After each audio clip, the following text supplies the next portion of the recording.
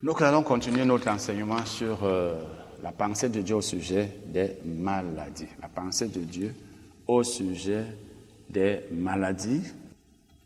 Nous allons voir un autre cas, nous allons voir autre chose. Nous sommes en train de parler des péchés comme étant les causes des maladies, ou du moins comme faisant partie des causes des maladies. Nous allons lire maintenant 1 Pierre 3, versets 10 et 11. 1 Pierre 3, versets 10 et 11. Si quelqu'un, en effet, veut aimer la vie et voir des jours heureux, qu'il préserve sa langue du mal et ses lèvres des paroles trompeuses, qu'il s'éloigne du mal et fasse le bien, qu'il recherche la paix et la poursuive. La Bible dit ici, si quelqu'un veut aimer la vie.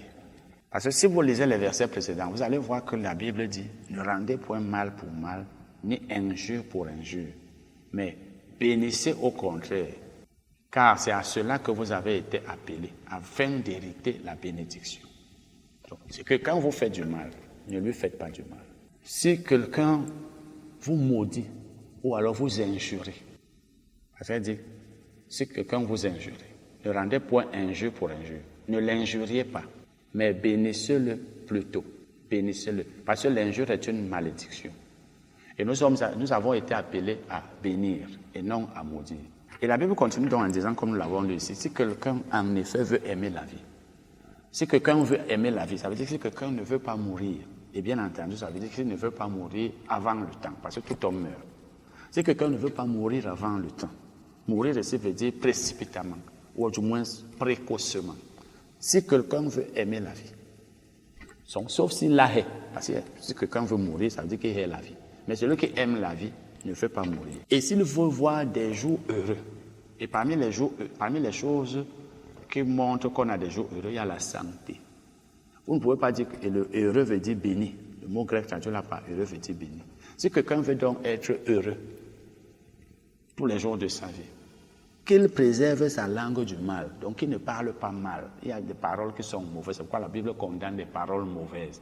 Les injures, par exemple, les calomnies, etc., etc. Le mensonge.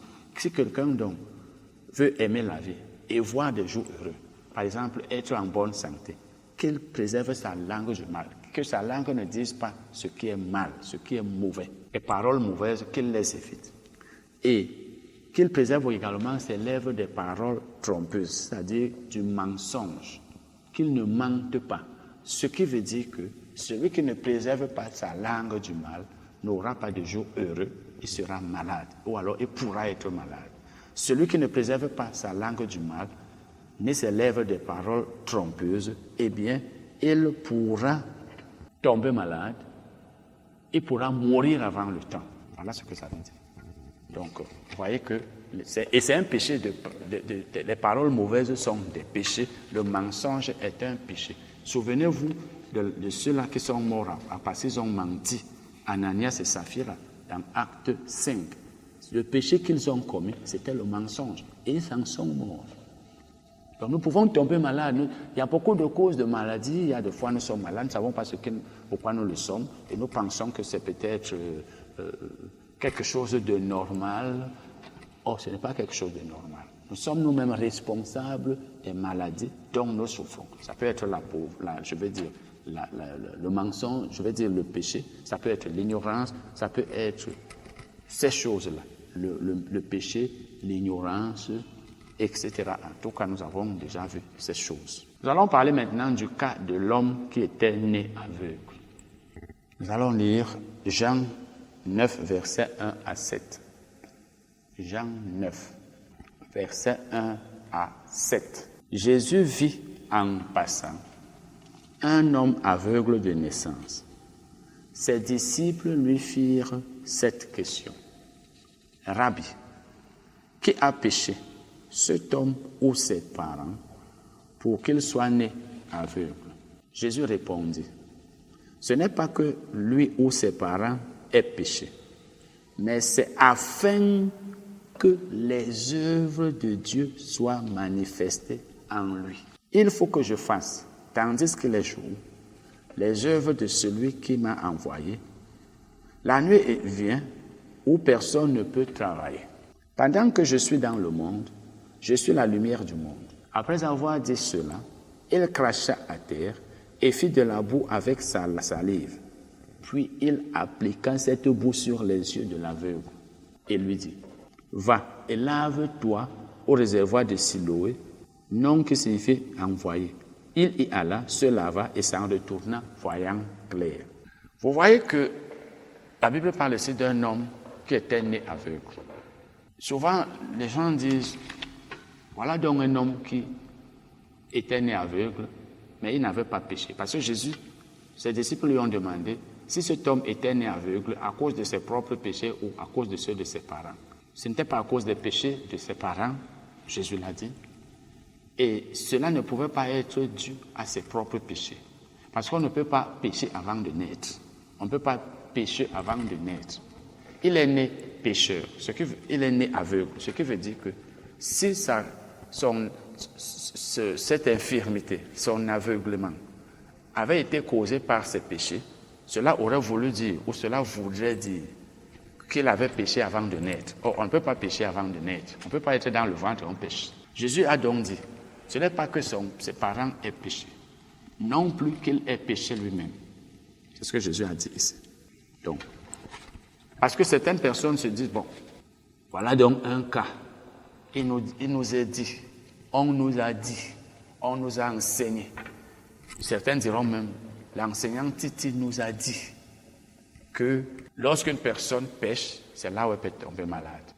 Voilà donc un homme qui est né malade, qui est né aveugle, mais il n'a pas péché. Eh bien, le fait que nous vous disions que les péchés sont des causes de maladie ne veut pas dire que tous les malades le sont parce qu'ils ont péché. Les péchés ne font que partie des causes des maladies, mais ce ne sont pas les seules causes. D'ailleurs, nous avons vu qu'il y a l'ignorance, nous avons vu qu'il y a l'ignorance, il y a les péchés, il y a la désobéissance. Et puis, pour ce qui concerne, par exemple, un petit enfant, cela peut ne pas être dû à la désobéissance, parce qu'il ne sait même pas qu'est-ce que la parole de Dieu dit. Parce que quand nous parlons de la désobéissance ou même du péché, quand nous parlons de la désobéissance, du péché, cela veut dire que la personne en question n'a pas mis la parole en pratique, donc elle connaît la parole. Et là, le péché en question veut dire que c'est un chrétien. C'est quelqu'un qui sait ce que la Bible dit, mais n'a pas mis en pratique. Lorsque nous parlons de la désobéissance, c'est la même chose. Mais lorsqu'il s'agit d'un enfant, cela ne peut pas être dû à la désobéissance, cela ne peut pas être dû au péché. Donc, le péché n'est pas la seule cause de maladie. C'est donc le cas ici de cet homme qui est né aveugle. Il est né aveugle et Jésus a bien dit, ce n'est pas que ses parents aient péché, ce n'est pas non plus que lui-même ait péché. Mais qu'est-ce qu'il dit? Il dit, c'est afin que les œuvres de Dieu soient manifestées en lui. C'est afin que les œuvres de Dieu soient manifestées en lui. Quand est-ce que les œuvres de Dieu sont manifestées en une personne? C'est lorsque Dieu intervient dans la vie de cette personne en résolvant son problème. Par exemple, vous savez, souvent vous entendez les gens dire « Toutes choses concourent au bien de ceux qui aiment Dieu ». Et c'est écrit dans la Bible. Mais ça ne veut pas dire que toutes choses sont bonnes. Vous savez, concourir au bien, c'est différent d'être bon. Quelqu'un peut être malade et est guéri. Et on dit, cette maladie a concouru à son bien. Quelqu'un peut avoir un problème qui lui a été causé par des gens. Et ce problème concourt à son bien dans ce sens que Dieu le résout. Par exemple, des gens te causent du tort. Dieu maintenant intervient en ta faveur et te fait quelque chose, te fait recevoir un miracle ou bien te fait recevoir une grande bénédiction à cause de ce qu'ils t'ont fait. Donc ça veut dire que le malheur qu'ils t'ont causé a concouru à ton bien. Mais ça ne veut pas dire que ce malheur était bien. Si vous lisez dans la version Semeur, elle dit que Dieu fait concourir tout bien, toute chose au bien de ceux qui l'aiment. Donc lorsqu'une personne subit un préjudice, par exemple, Et Dieu intervient pour résoudre ce problème, pour faire disparaître ce préjudice. Eh bien, on va donc dire que cela a concouru à son bien, mais ce n'était pas bien. Donc lorsque Jésus dit ici que c'est afin que les œuvres de Dieu soient manifestées, cela ne veut pas dire que c'était bien. C'est la même chose que Jésus a dit. Nous allons lire ça dans Jean. Jean 11, verset 4. Jésus parlait de la maladie de Lazare. Il a dit, cette maladie n'est point à la mort. Donc, la maladie de Lazare n'était pas une maladie qui allait causer sa mort définitive. Bien sûr, il est mort, mais Jésus l'a ressuscité. Et Jésus voulait par là dire que si Lazare est malade, ce n'est pas pour qu'il soit enterré et qu'il ne revienne plus sur cette terre. Il a dit, cette maladie n'est point à la mort, mais elle est pour la gloire de Dieu. Vous voyez donc, une maladie peut être pour la gloire de Dieu. Une maladie peut être pour la gloire de Dieu. Et il dit, afin que le Fils de Dieu soit glorifié par elle. Donc, c'est pour que le Fils de Dieu soit glorifié par cette maladie. Et c'est lorsque Lazare a été ressuscité, c'est lorsqu'il a été ressuscité que la maladie a été pour la gloire de Dieu. Donc, Dieu a été glorifié par la résurrection de Lazare. Et Jésus aussi a été glorifié par cette maladie. Quand Lazare a été ressuscité. C'est donc la même chose. Donc, l'homme qui est né aveugle, eh bien, la gloire de Dieu a été manifestée quand il a été guéri. Mais ce n'est pas la maladie elle-même. La maladie elle-même n'était pas une bonne chose. Mais ce que nous constatons de toute façon, c'est que Jésus n'a pas dit qu'est-ce qui était la cause de sa maladie. Jésus n'a pas dit. Jésus n'a pas dit que... Donc, il a bien dit, ce n'est pas que ses parents aient péché. Ce n'est pas la cause de cela. Ce n'est pas la cause. Ce n'est pas que lui-même ait péché, puisqu'il n'était pas encore né. Il ne pouvait pas pécher avant de naître. Jésus n'a pas répondu. Il n'a pas dit, mais nous savons tous que le diable peut rendre un enfant malade. Le diable peut rendre un enfant malade. Pas parce qu'il a péché, pas parce que ses parents ont péché. Le diable rôde pour faire du mal. Mais lorsque nous disons que le péché est une cause de maladie, nous parlons des péchés des personnes qui savent que telle chose est péché. Donc toi, le chrétien, tu peux être malade parce que tu as péché. Mais l'enfant, lui, peut être malade pas parce qu'il a péché. Peut-être ses parents ont été ignorants. Mais pour nous, les chrétiens, parmi les causes de nos maladies, il y a le péché. Amen. Nous allons parler maintenant du don de la santé et de la guérison par la parole de Dieu. Le don de la santé et de la guérison par la parole de Dieu. C'est-à-dire, nous allons voir que Dieu donne la santé et donne la guérison par sa parole. Donc, nous pouvons recevoir la guérison si nous sommes malades par la parole de Dieu. La parole de Dieu donne la guérison. La parole de Dieu guérit le malade.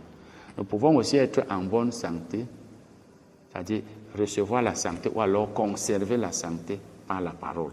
Donc la parole de Dieu est la source de la santé et de la guérison. La santé pour ceux qui sont en bonne santé, ils seront toujours en bonne santé s'ils font de la parole ce que la Bible leur ordonne. Et la même parole donne la guérison à ceux qui sont malades. C'est ce que nous allons voir maintenant. Lisons le psaume 107, verset 20, que nous avons déjà lu. Psaume 107, verset 20. La Bible parle aussi de Dieu en disant « Il envoya sa parole et les guérit, et les fit échapper de la fosse. Il envoya sa parole et les guérit, et les fit échapper de sa fosse. » Donc Dieu envoya sa parole. Et il envoya par les prophètes, on l'a vu. Il envoya sa parole par les prophètes. Et Dieu guérit donc ces gens qui étaient malades par sa parole. Parce que la parole de Dieu guérit. La parole de Dieu résout tous les problèmes qu'il y a. Si vous lisez dans les psaumes, vous verrez que la parole de Dieu guérit. La parole de Dieu prolonge la vie. La parole de Dieu enrichit. La parole de Dieu fortifie, etc. Proverbe 4, verset 20 à 22. Proverbe 4, verset 20 à 22. C'est Dieu qui parle ici. Il dit, mon fils, sois attentif à mes paroles, prête l'oreille à mes discours. Voici mes paroles. mes discours, tout ça c'est la même chose. Les discours de Dieu ou alors les paroles de Dieu, c'est la même chose. Qu'ils ne s'éloignent pas de tes yeux. Garde-les dans le fond de ton cœur. Car c'est la vie pour ceux qui les trouvent, c'est la santé pour tout leur corps. C'est la vie pour ceux qui les trouvent, c'est la santé pour tout leur corps. Voici donc ce que la Bible dit ici.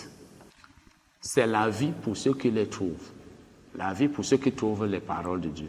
C'est la santé pour tout leur corps.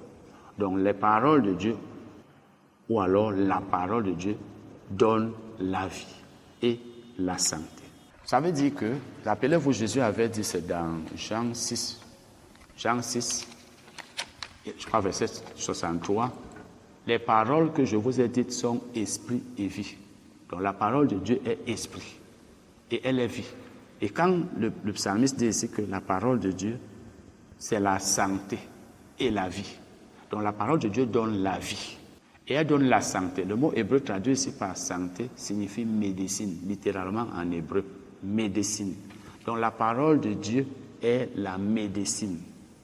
Et vous savez que la médecine joue un double rôle.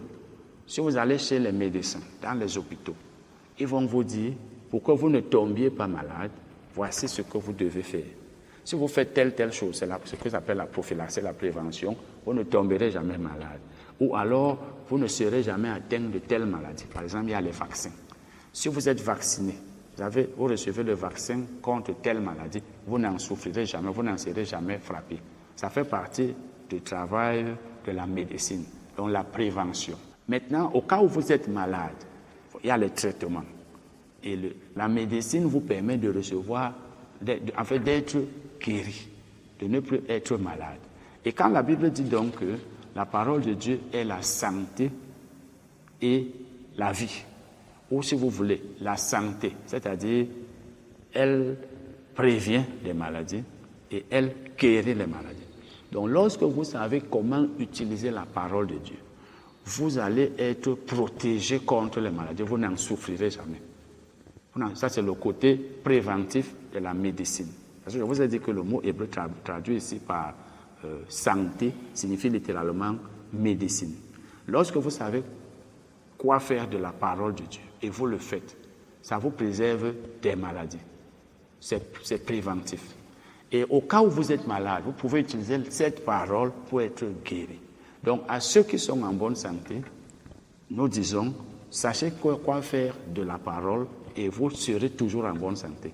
À ceux qui sont malades, sachez quoi faire de la parole et vous serez guéris. Et la Bible nous dit ici les choses qu'il faut faire de la parole pour que la parole joue ce rôle préventif et curatif. Elle dit, sois attentif à mes paroles. Donc nous devons être attentifs à ce que la parole de Dieu dit. Nous devons faire de la parole de Dieu notre priorité. Lorsque vous êtes attentif à quelque chose, vous évitez d'être distrait. C'est cette chose qui doit être prioritaire pour vous. Par exemple, au moment où je vous parle, si pendant que vous m'écoutez, vous êtes en train d'écouter une autre personne, vous êtes en train de regarder ici et là, ça veut dire que vous n'êtes pas attentif à ce que je suis en train de vous dire. Mais pour que vous soyez vraiment attentif à ce que je vous dis, vous ne devez plus rien écouter. Vous devez mettre ce que je vous dis en premier lieu. C'est lorsque vous aurez fini de m'écouter que vous ferez autre chose. Donc la parole de Dieu doit occuper la première place dans notre vie. Il faut qu'elle occupe la première place. Il ne faut pas qu'autre chose nous distrait. Sois donc attentif à mes paroles. Prête l'oreille à mes discours. Donc nous devons prêter l'oreille à la parole de Dieu. Et s'il s'agit de la parole d'une manière générale, ce n'est pas un seul domaine. Tout ce qu'il y a comme parole de Dieu dans la Bible, ça peut nous permettre d'être en bonne santé ou même d'être guéri. Que la Bible parle de telle ou telle chose. Tout ce qu'il faut, c'est l'obéissance.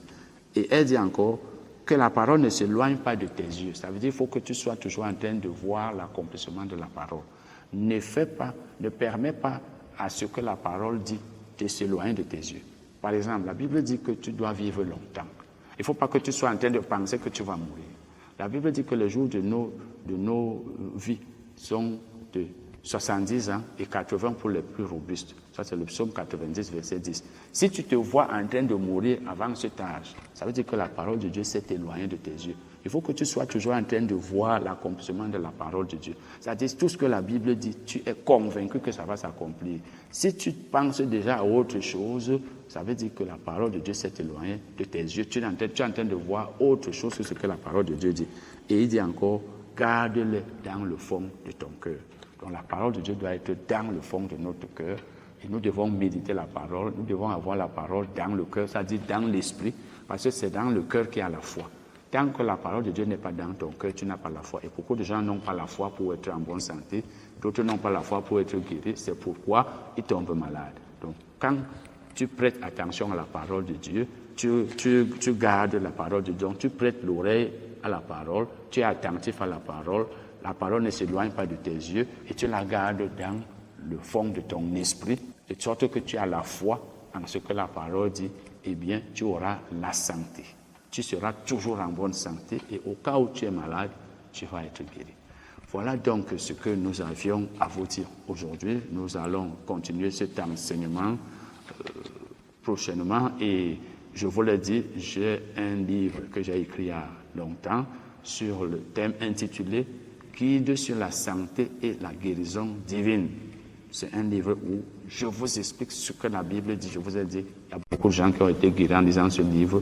Et le plus grand témoignage, c'est que quelqu'un l'a lu il y a un peu plus de 10 ans. Il a été guéri du VIH en lisant un livre. Parce que c'est la parole de Dieu qui guérit. Il suffit qu'on te l'explique telle qu'elle est dans la Bible et que tu l'acceptes, tu reçois la guérison.